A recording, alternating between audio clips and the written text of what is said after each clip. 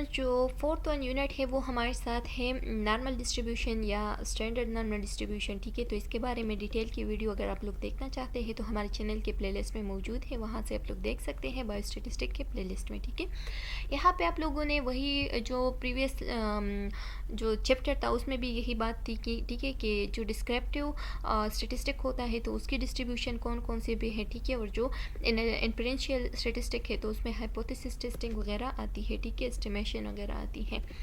अच्छा, इसमें ये बात रिमेंबर रखनी है एमसीक्यूज पॉइंट ऑफ व्यू से बहुत इंपॉर्टेंट है कि the shape of a given normal curve result from different value of mean, mu मतलब कि मीन एंड सिग्मा। ये पॉइंट एक रिमेंबर रखना है। ठीक है, ये एमसीक्यूज पॉइंट ऑफ व्यू से इंपॉर्टेंट है। दूसरा ये कि the mean mu determine the mid point.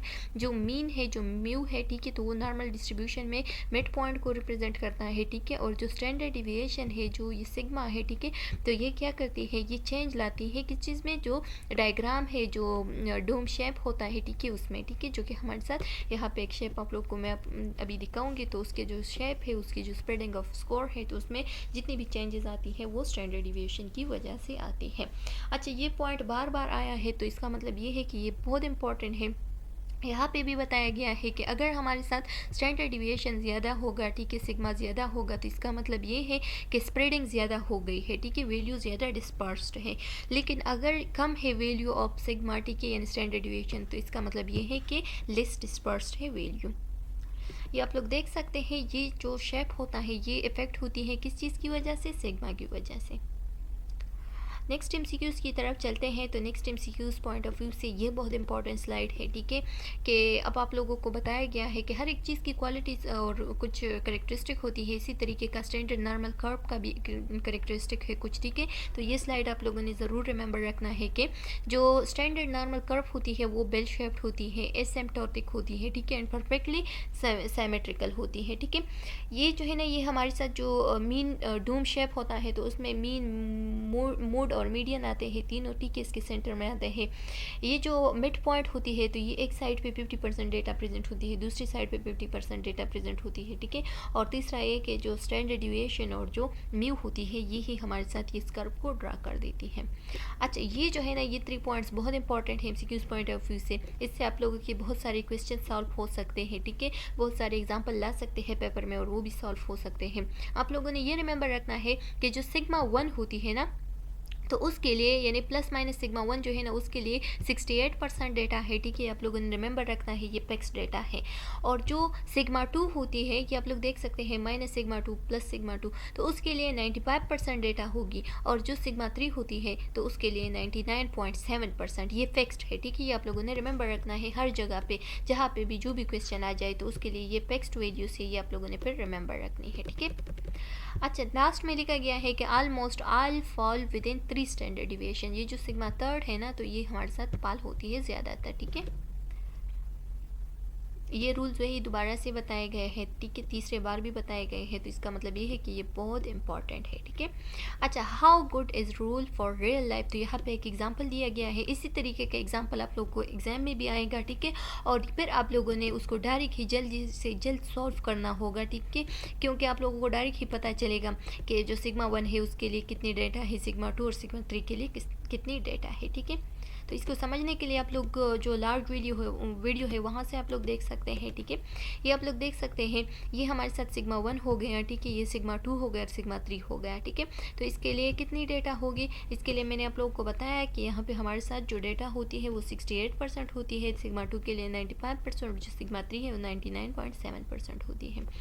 ये फार्मूला बहुत इंपॉर्टेंट है, रिमेंबर रखना है कि जी स्कोर का फार्मूला क्या है। ठीक है, अब हम स्टैंडर्ड नॉर्मल डिविएशन की तरफ, डिस्ट्रीब्यूशन की तरफ आ गए। ठीक है, तो इसका ये फार्मूला याद रखना है। और जो सी स्कोर के बाकी एमसीक्यूज़ है वो मैं आप लोगों को एक पेपर के शक्ल में दिखाऊंगी। ठीक है, वहाँ से आप लोग देख लें कि इससे क्या क्या एमसीक्यूज़ आ सकते हैं।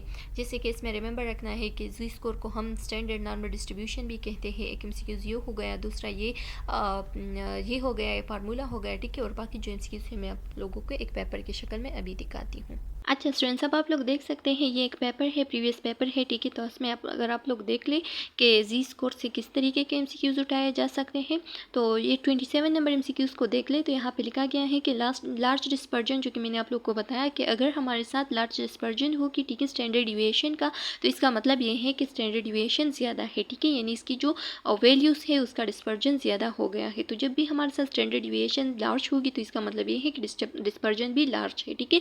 और अगर स्टैंडर्ड डिविएशन कम है, स्मॉल है, ठीक है, तो इसका मतलब ये है कि डिस्पर्जन भी स्मॉल है। 28 नंबर एमसीक्यूज को देख ले तो उसमें लिखा गया है कि Z score is also known as, Z score को हम जी टेबल भी कह सकते हैं, ठीक है।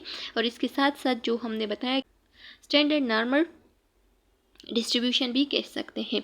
अच्छा, फिर 29 नंबर एमसीक्यूज़ को देख लें तो यहाँ पे एक वैल्यू आप लोग दी है माइनस में, ठीक है। तो इसकी वैल्यू आपने जी टेबल में निकालना है, ठीक है। जी टेबल आप लोग के साथ होगा पेपर में, और वहाँ पे उसकी जो वैल्यू आएगी तो उसको आप लोगों ने एमसीक्यूज़ पॉइंट ऑफ व्यू से फिर पॉइंट आउट करना है, ठीक है। तो -1.22 वैल्यू दी है, उसको आपने जी टेबल में देखना है, और वहाँ पर जो वैल्यू होगी तो आपने यहाँ आंसर में देखना है फिर, ठीक है।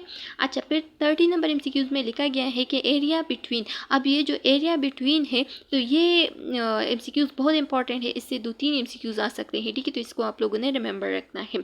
तो लिखा गया है कि between z equal to 1.99 and z equal to 2.5। पहले अपने 1.99 की जी वैल्यू मालूम करनी है टेबल में, ठीक है। फिर 2.5 की वैल्यू मालूम करनी है, फिर एक दूसरे से उसको माइनस करना है, और उसका जो वैल्यू आएगा वो हमारे साथ क्या होगा, वो हमारे साथ ये वैल्यू आएगी, ठीक है। आप लोग देख सकते हैं 0.0171, ठीक है। तो ये भी आप लोगों ने याद रखना है, और डिफरेंट वैल्यूज़ पे आप लोगों ने प्रैक्टिस भी करना है।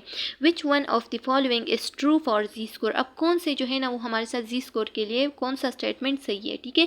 तो अगर स्टेटमेंट नंबर सी को देख ले तो लिखा गया है कि Z score tell us the number of standard deviation from the mean, ठीक है। तो मीन से जो स्टैंडर्ड डिविएशन का नंबर होता है वो ही हमें जी स्कोर बताता है ना, कि जो ड्यूम शेप में जितने भी नंबर्स मौजूद होते हैं तो वो हमारे साथ जो डिविएटेड वैल्यूज़ होते हैं जी स्टैंडर्ड डिविएशन का, तो वही बताता है, ठीक है।